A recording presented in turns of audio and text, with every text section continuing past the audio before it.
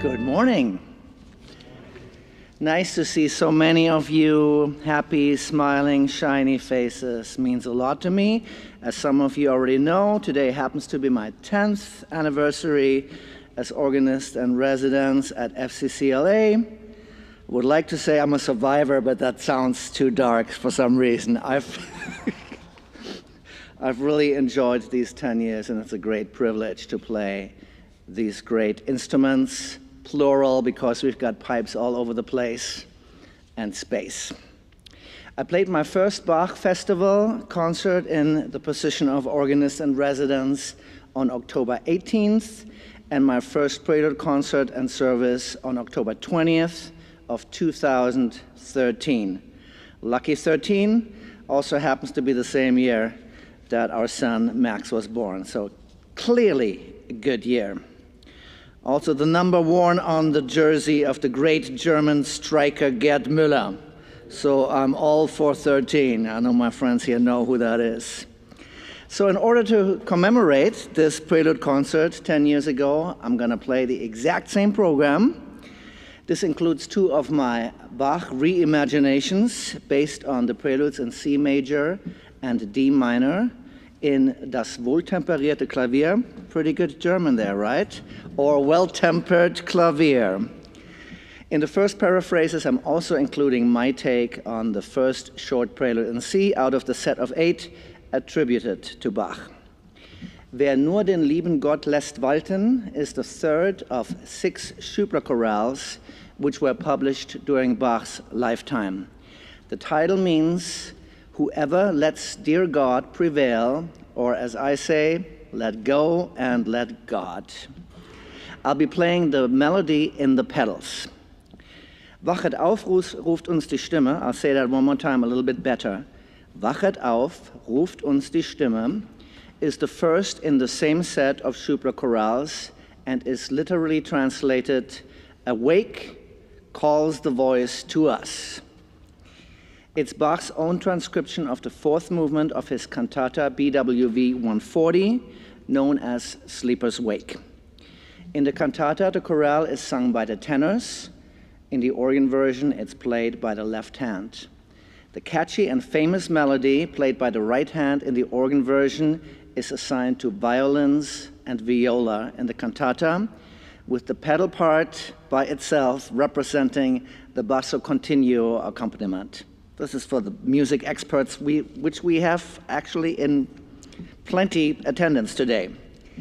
The fact that Bach transcribed music himself, both his own and that of other composers such as Vivaldi, represents the strong case that the art of transcription is a legitimate and time-honored practice in organ music. In other words, as organists like to play transcriptions, and we don't like people telling us not to do it. As I did in 2013 and still do on most Sunday mornings, I'm also including an improvisation on the hymns of the day today at the end of the Prelude concert. So you'll hear them, and that means that later in the service you'll sing them lustily. I think Martin Luther used that word, lustily, in terms of hymn singing. Maybe some other stuff too, I don't know. Thanks so much for all the attendance, support, and encouragement throughout these years, online and in person, of course. And thanks to my colleagues at FCCLA for being great to work with, and to the church leaders for the opportunity to play the great organs on a regular basis. It is still like being a kid in a toy store. It's one of my personal missions to help assure that the great organs will be played into perpetuity or the end of time, whichever comes first. If you would like to support this, sorry, I can't help but making it dark. I told myself, keep it light and happy today. No end of times, it's not coming. I didn't say that. It is my personal mission to make sure that the great organs of First Church are being played into perpetuity. If you would like to support this cause, please go to fccla.org/give and select organ from the pull-down menu. No donation is too small, but we take big ones too. I have to do this. If you're online, please feel free to comment on YouTube. You can do so in the live chat, but it's better if you do it in the comment section, as that drives traffic. It's all in the social media. I've also been adding videos to my own YouTube channel at Christoph Bull. If you're so inclined, please visit and subscribe there as well.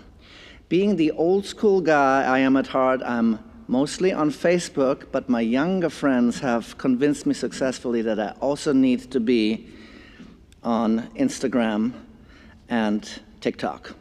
There's nothing for the Chinese to find there on me, so I joined, and I'm good with that. But it's actually not bad.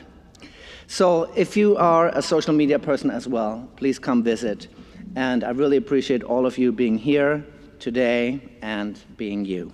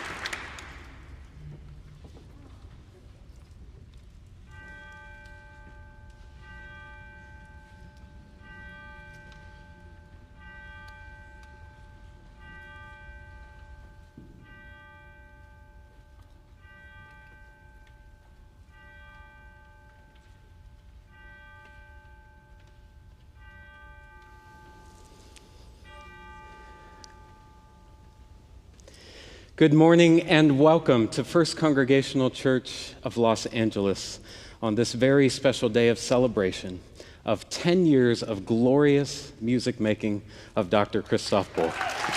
Bravo!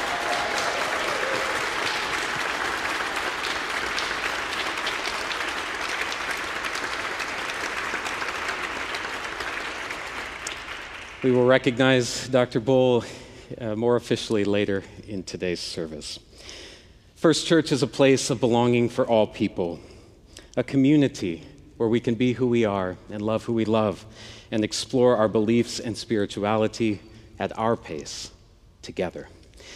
In a nod to both our Northern and Southern Hemisphere members and friends, we invite you to share these words of gathering with us now.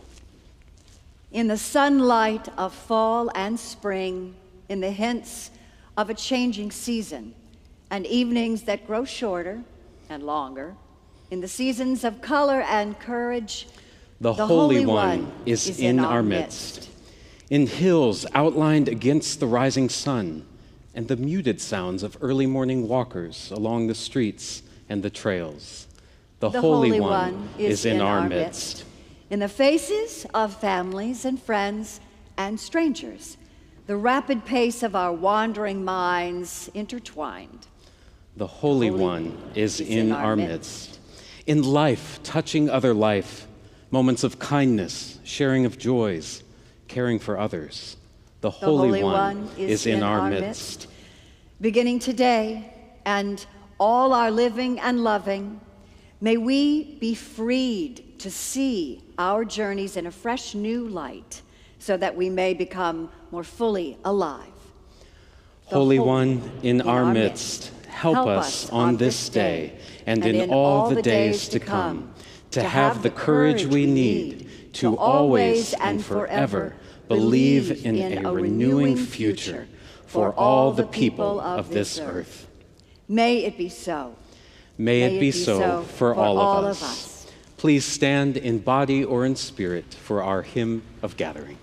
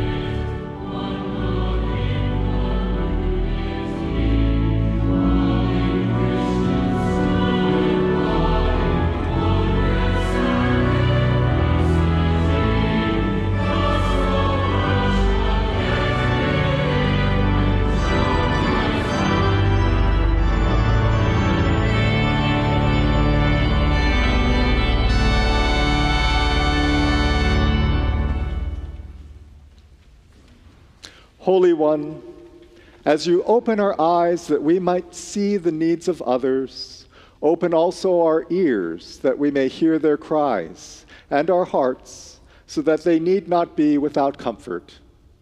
Let us not be afraid to defend the weak because of the anger of the strong, nor afraid to defend the poor because of the anger of the rich. Show us where love and hope and faith are needed, and use us to bring them to those places. And then, Holy One, open us with your compassion, so that in the days to come, we will be able to do the work of peace with you and with each other. May it be so. May it be so for all of us. Amen.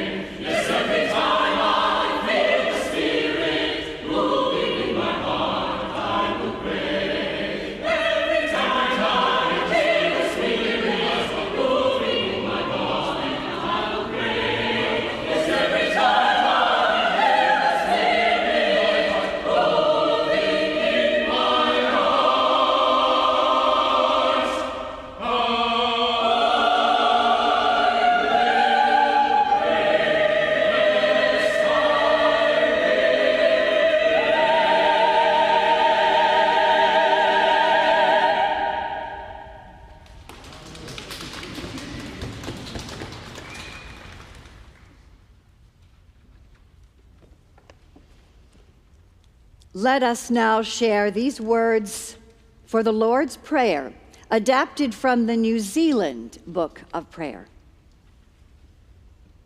Eternal Spirit, life giver, pain bearer, love maker, source of all that is and that shall be, Father and Mother of us all, loving God, in whom is heaven, the hallowing of your name echo through the universe. The way of your justice be followed by all peoples of the world. Your heavenly will be done by all created beings. Your commonwealth of peace and freedom sustain our hope and come on earth. With the bread we need for today, feed us. In the hurts we absorb from one another, forgive us. In times of temptation and test, strengthen us. From trials too great to endure, spare us. From the grip of all that is evil, free us. For your reign in the glory of the power that is love and grace, now and forever. Amen.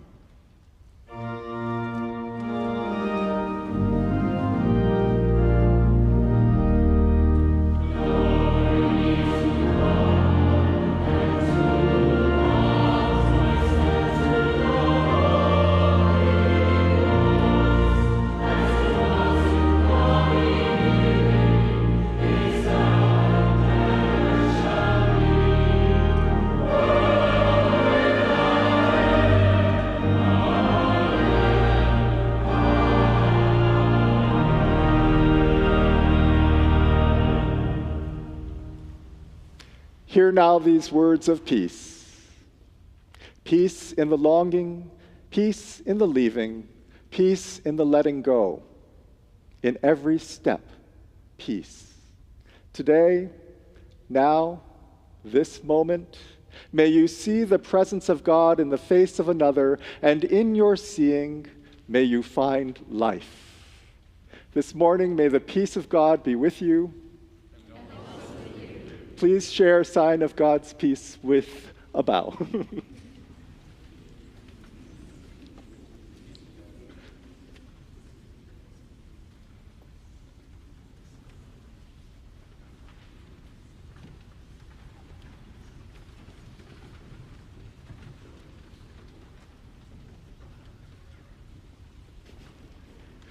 First Kids First is already in progress with a special visiting artist who looks at the intersection of art and nature and history and heritage. If there are children and youth in the sanctuary now who would like to be a part of this interactive art project, please go to the back of the sanctuary. Bree and Jonathan are there, and they will go with you to join the other young people.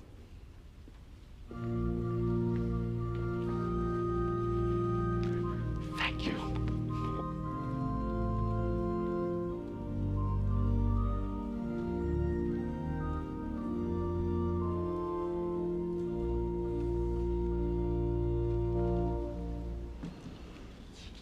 A reading now from Proverbs chapter 8. So listen now to the words that come from the wisdom tradition of our ancestors. Wisdom calls to us from the crossroads of life. She raises her voice and says, "To you, O people, I call. My words are to all who live. Come to me, you who lack understanding. Hear, for I speak gracious things, and from my lips will come what is true and right. Seek my teachings instead of silver, and my knowledge rather than gold, for wisdom is better than jewels, and everything else you desire does not compare with her. I, wisdom, will offer you awareness and strength of soul. I walk in the way of right relationships and along the paths of peace.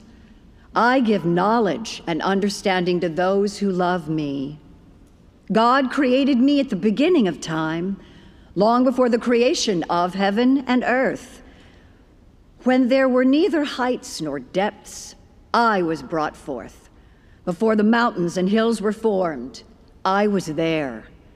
When the moon and the sun were established, when the sea and earth were filled with creatures, I was beside God like a playful artist, and daily God delighted me. I rejoice in the inhabited world. I love the human race. So now, my children, listen to me. Watch for me in the morning and wait for me at night. Hear my guidance and be wise. For those who find me find life, but those who lose me will lose their way. This is the wisdom of the ancestors. Thanks be to God.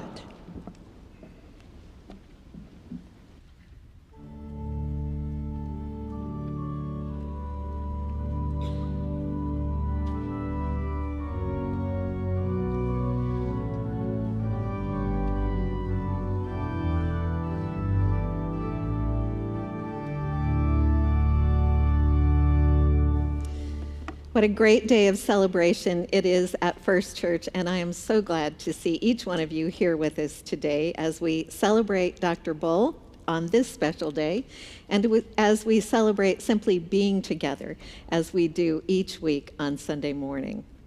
So we had some new sound equipment put in this week. Monitors. You may not know that all these people up here really can't hear anything. So they're so good about nodding their heads and smiling like, they know what's going on, but really they can't hear anything. So this morning when I got up here to do the sound test, as we do every week, it sounded like I was yelling at myself. And I expressed some uncertainty about yelling at you all through this service, but I was asked to just go with it for this week. So I'm going to do a little check. Who can hear really well? For who is it too soft? A couple of people. And for anyone, is it too loud besides me? We're going to work. It was too loud in the narthex too. I said to them, nobody falling asleep out there today. Nobody. So we have a lot of fun with hearing at our house because Fred's grandmother, who lived to be 100 years and 6 months, must have gotten some of the first original hearing aids that were ever made. And she never wanted to trade them in for something else.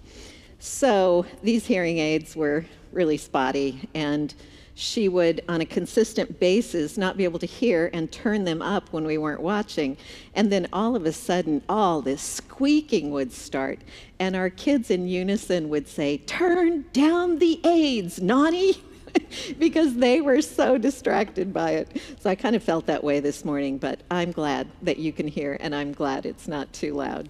So our friend John Philip Newell, who many of you got to meet in Iona last spring, writes about his father in his book on reconnection. He shares that his father was a man of great feeling. He saw and felt compassionately, and his actions flowed from his feelings. For many years, Mr. Newell was involved with international refugee work. He enabled thousands of refugees from war-torn Southeast Asia and Africa to find sanctuary in Canada. To do this work, he had to be away from his family for long periods of time. Newell writes about how difficult this was for his father. He loved his family so very much. And of course, all this took place years before cell phones and the internet and even reasonable fees for international calls. Because he was unable to reach out and talk with his family on a regular basis, his practice was to speak into a cassette tape recorder every day. How many of you even know what a cassette recorder is? That was long ago and far away. On those recordings, he would tell his family where he was, what he was doing, whom he had met, and then every week he would send a tape home.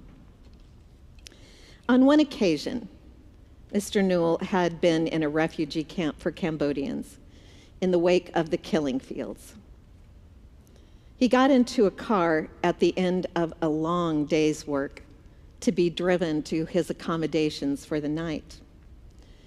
In the camp, on that day, he had been meeting parents who had lost their children and children who had lost their parents.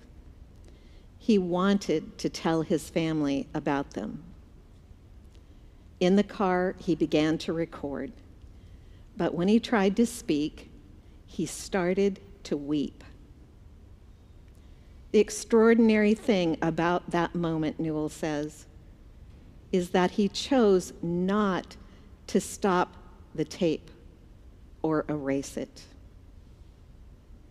So what Newell heard as a young man when he listened to that recording was the sound of his father weeping for several minutes. These days feel like a recording on a loop. It seems that no matter which way we turn, we are inundated with the sorrow of the world.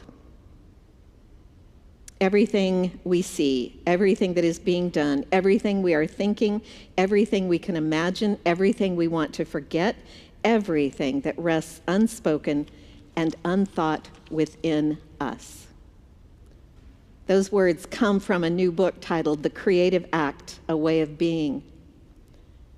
And I intentionally left out one line from this reading. The lost line is, everything we are feeling. For years, in times of great stress, I would shut down feeling. Feeling is the primary way I interact with the world. So shutting that down was not at all healthy. And because I had a hard time knowing what I was feeling, I missed a lot of what was happening around me. I got so good at shutting down those feelings that I began in that bubble to shut down feelings even when I was not stressed. There came a time, though, when all those feelings came to a head. And so I access the feeling that is most available to many of us. Experiencing good old anger for the first time in your life feels like someone hitting you with a defibrillator. Granted, I was actually angry about some things, but more than that, my anger was a good cover for all the feelings I finally started feeling. My sadness, my hurt, my pain, my fear. I had a very long list. It took me a while, but I finally came to the place where I could not only feel my own feelings, but where I began to open up to what others were feeling. And I realized how even though I was already in ministry, I had been living a shallow life. All in all, it was not the midlife crisis I would have chosen. It seems like such a good plan right now to keep away from the news of everything that is happening in our world. Better to just ignore it because there really isn't anything we can do about it, right? And if we even stick our toe into the shallow end of the pool, reading perhaps rather than watching or listening, we still might drown. I can imagine Newell's father getting in that car, taking out that tape recorder with every intention of telling his family the sweet things he had encountered that day. Perhaps, though, on that day, it was all too much. And when the whirlwind of that day stopped, everything he had experienced came back like a flood. He could have changed the channel. He could have put it all aside, focused on his family and what was happening with them. But instead, he let the tape run. So Newell asks us the tough question. How can we get to a place where we choose not to turn off the tape? How can we remain open to the flow of feelings that are an essential part of reconnecting to compassion? I don't know about you, but a lot of times in the last few weeks, I've wanted to go home and turn off the tape, all the tapes. I cry when I each morning read the New York Times, the Washington Post, and the LA Times. I cry anytime any news coverage happens to be on and I hear it. And I certainly cannot watch anything sad right now. There's a new Frasier. It's not that great, but it's funny. I love it. Please, Sharon, don't tell him I said that. And you know, I really am trying to figure out why the state of the world hurts so much now. It hurts to me more than it did during COVID, which has, of course, become my barometer for all those kinds of things. It dawned on me yesterday that perhaps it was because during COVID, it was a disease that was killing people.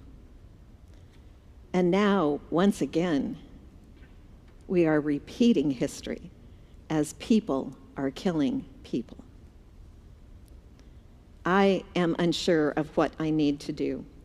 I am ready for there to be an action, a plan. Yet I'm beginning to realize for the umpteenth time in my life, good things do not happen when we don't allow ourselves to feel the feelings before we act. Newell believes that if his father had shut down the tears in his life, he would not have been able to do what he did. And he insists there is a direct relationship between allowing ourselves to truly feel and the decision to act. Compassion, action, is sustained by the courage to feel. last week when we were together, there was some space for lament. One of you came to me after church to say thank you for the opportunity to lament, to feel the sorrow together. I believe with all of my heart, my mind, and my body that in these days the only way forward is together.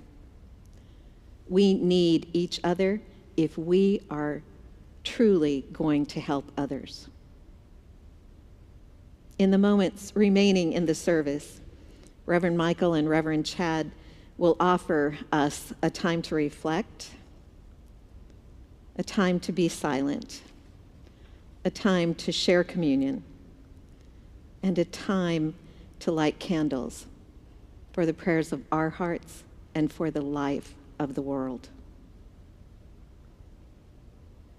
While all of those things are happening, there will be music that will help us experience the gift and the beauty of the holy wisdom that Sharon reminded of us earlier. So I invite you to open your hearts and your minds and your bodies to that wisdom. Amen.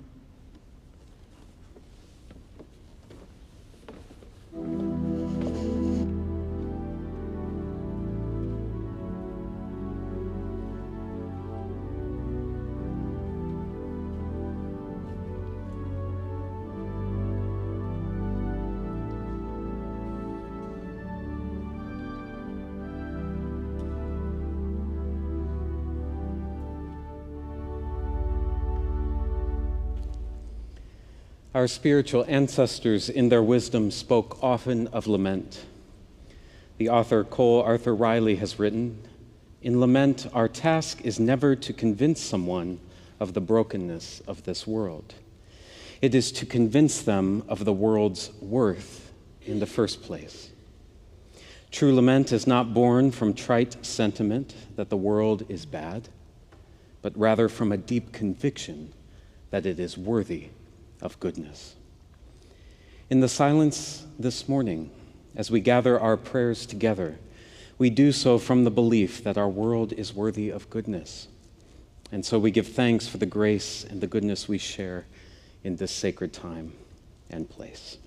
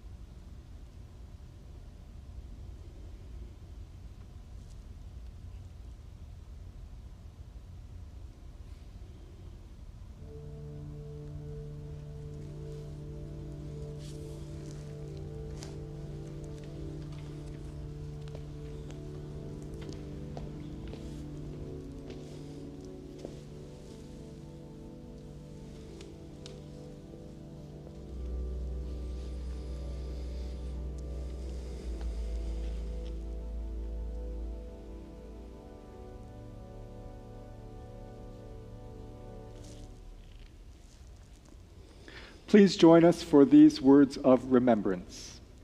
Your desire, O God, is that we may be one. We thank you that we are always and forever being called into communion with you and with each other. Your generosity, mercy, and goodness are constantly taking us by surprise. We bless you for the vision of inclusion, solidarity, and compassion, which breaks us open as it widens our connectedness and enlarges our hearts.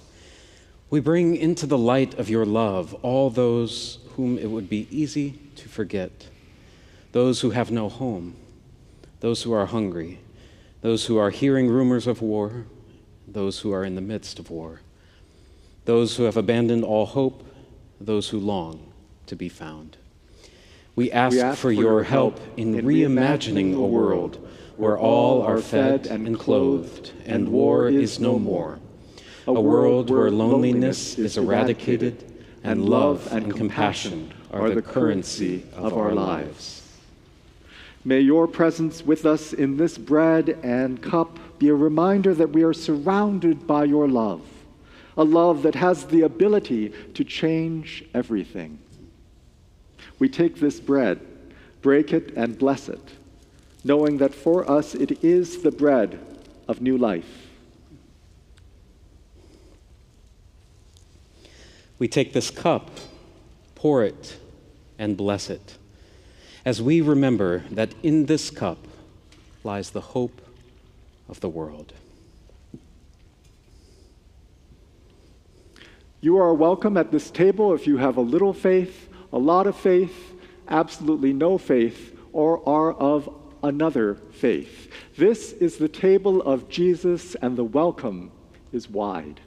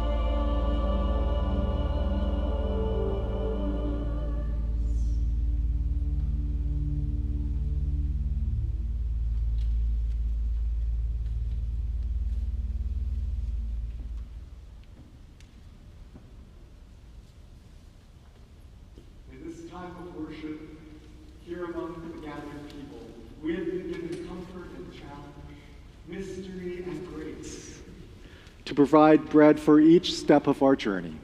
As people who are truly thankful, we now give from our hearts and from our resources to make certain this place of welcome and belonging is available to everyone, whether we come from near or from far. You may give by using the QR code in your program or appearing now on your screen for those of you who are with us on the live stream. Also, those who greeted you on the way in will have baskets on your way out or on your way to coffee hour. And there's also a box at the back of the sanctuary. And of course, you can also give at any time by visiting us at fccla.org/give. Thank you for your generosity.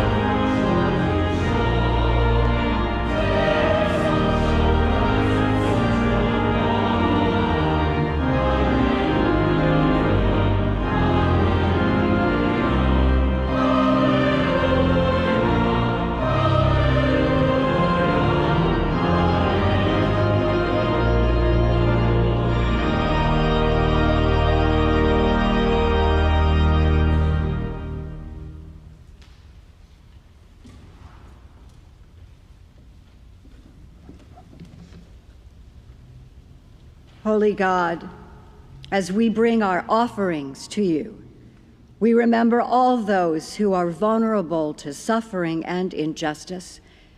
Make us people who are gracious in our giving, tender in our care, and fierce in our protection of all your beloved people. May it be ever so. Amen. And amen.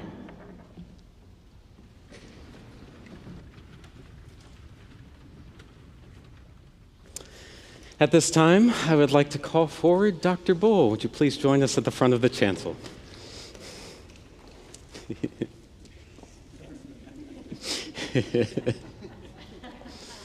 Just one big question. Is this your new suit? Yes. Oh. Isn't this amazing?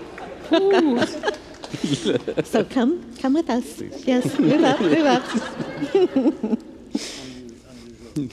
Yes, indeed. For the past 10 years, Dr. Bull has been the beating heart of the great organs of First Congregational Church of Los Angeles.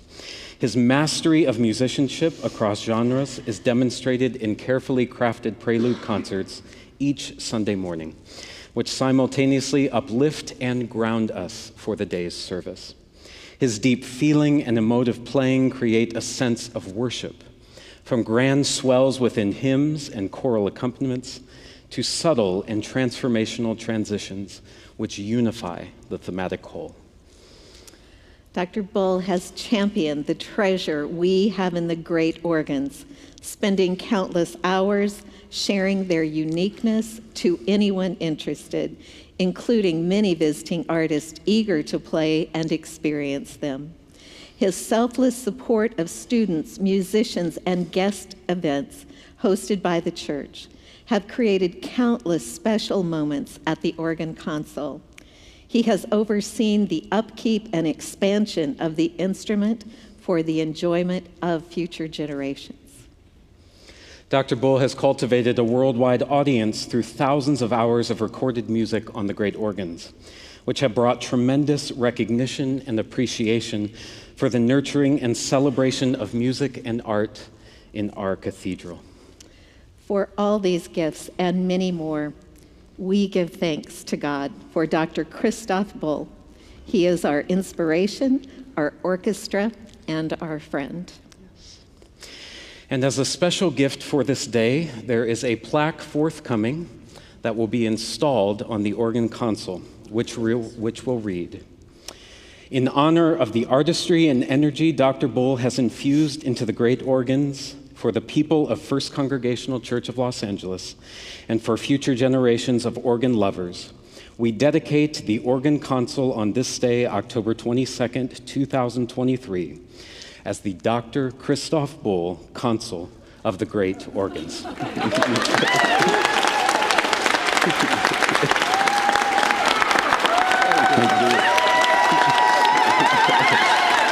Love you. Thank you. Too much, but thank you. Thank you.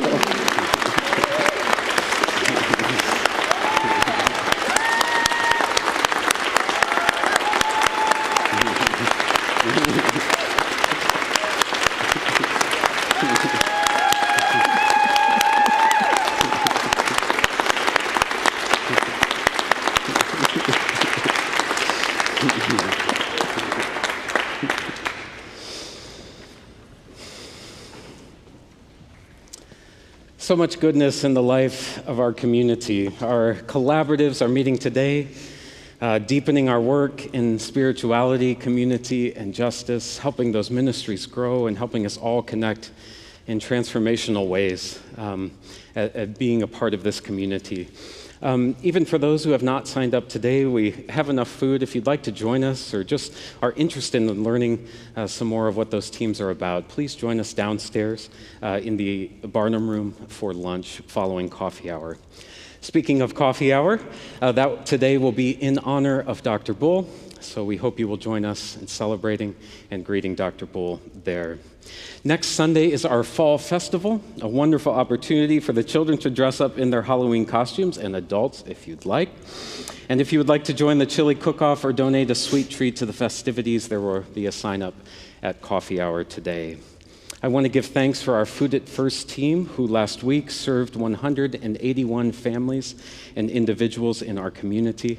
Pilgrim School begins their monthly serving of Food at First this coming Thursday. So we give thanks for Pilgrim School. Their students, parents, and staff will help staff that time each week. If you would like to connect with Lori Dill, our Cathedral Community Gardens and Urban Farm Director, she is here today and is eager to talk with you, get you connected to the team, and get you to work as we consider how all of our many earth spaces here on our beautiful campus will be used to grow food, to educate, and to serve our broader community. On November 5th, we have a very special All Saints service of remembrance this year, featuring the Cathedral Choir performing Eleanor Daly's Requiem. We invite you that day to bring photos of loved ones who have passed to be brought forward and placed on the communion table. And if you are joining us virtually, we invite you to email pictures to kgarcia@fccla.org to be included on that day's live stream. And then finally, Sunday, November 19th, we are hosting a Thanksgiving dinner here as has never happened at First Church. We will be opening our doors downstairs in Stewart Hall in the Hoover Gardens to our neighbors at Food at First. Over 300 have signed up already to join us that day, a beautiful expression of how we are truly becoming a community for and with our neighbors. We need your RSVP as well, so if you would do that at coffee hour today, or you can find the sign up through the link in this week's meeting house. So I will not be with you next weekend. It will be the first time in the 8 years I've been here that I will not be here for Fall Festival. I will instead be at Leesburg Presbyterian Church in Leesburg, Virginia. Leesburg is the place where Fred and I lived for 24 years, where our children still call home. And I will be there for the installation of one of our young Bethany Fellows pastors. Katie Strednick-Singer will be installed as their minister on that Sunday. So I will bring greetings from First Church, and it's really hard to not dress up that day just to kind of show them who we are, you know. A Halloween costume, yeah, I think. Let's join together in these words of blessings. Our blessings this morning come from the growing community that is gathering around Father Steve Charleston, who is an Episcopal Choctaw bishop. If we stand together, if we stand up, if we stand firm, we will be a sign of hope for people all around us. It is that simple. Right now, the world is looking for any sign of hope it can find. Our spiritual task is to be that sign, to be that hope. A diverse community unified by a single goal, love. We and all who long for peace are the sign so many have waited so long to see. May it be so. May it be so for all of us. Amen.